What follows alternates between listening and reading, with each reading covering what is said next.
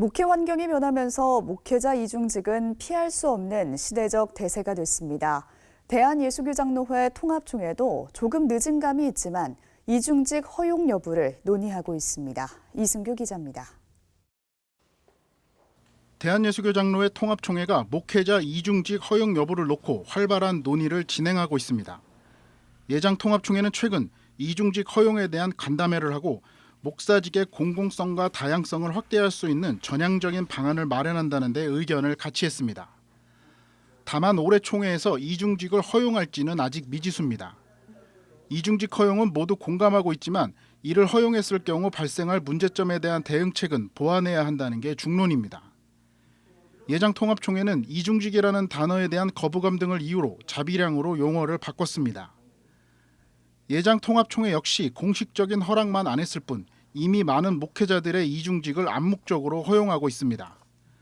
지난 2020년 예장 통합총회 교회 개척 훈련원을 수료한 114명의 목회자 중 27%에 달하는 31명이 2021년 수료한 목회자 72명 중 33%인 24명이 이미 이중직을 하고 있습니다.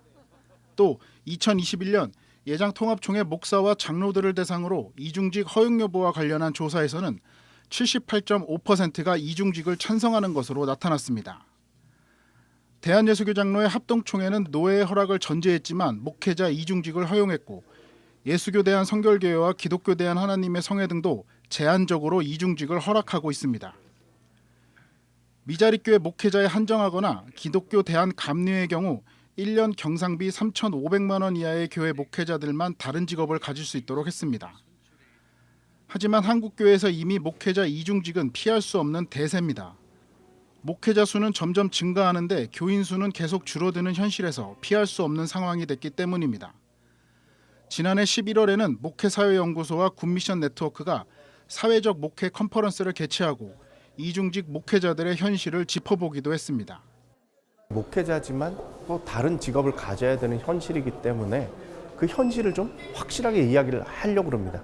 심지어 목회를 떠나서 이제 이직해야 되시는 분들도 많이 나타나고 있는데 거기에 대해서 우리가 눈 감을 게 아니라 이러한 일들을 하시면 좀 더 좋을 것 같습니다라고 이야기를 좀 전해주고 싶습니다.